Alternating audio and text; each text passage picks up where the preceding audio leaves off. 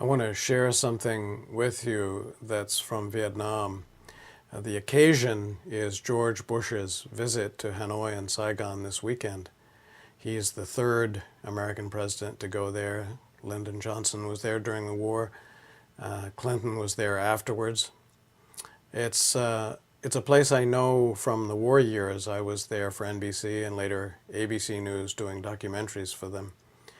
And I brought this lacquer carving painting back.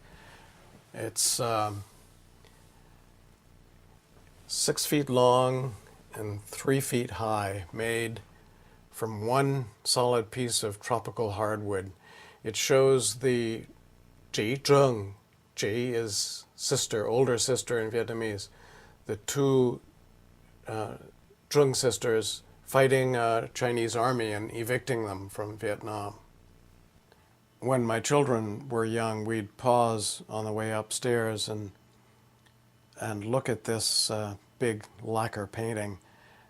Especially I like to tell the story about what was happening to my daughter because I thought it was nice there was a country in the world where women were commanders of an army, and such a long time ago, 40 AD.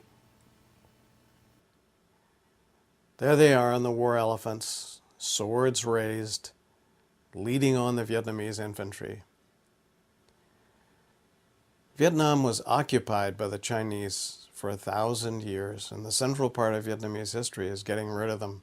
That's what Americans didn't know in the 60s when they were trying to decide whether or not to send U.S. ground troops to Vietnam.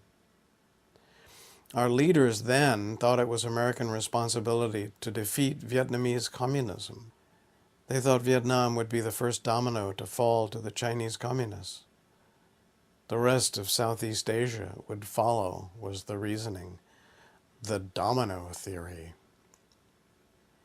American policymakers didn't know about the Trung sisters. There they are. Our leaders didn't know the meaning of 1,000 years of Vietnamese resistance to Chinese occupation and the Vietnamese determination to be free.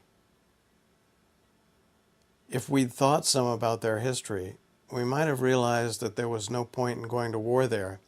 I know that sounds simplistic, but American officials at the time didn't think they needed to know anything about Vietnamese, except that they had a leader who was allied with the Soviet Union and China. But if you know about a country's culture and history, you think twice, maybe, or you should. We might have avoided that longest of all America's wars. If you want to keep the Chinese out of Southeast Asia, you just have to help the Vietnamese do it.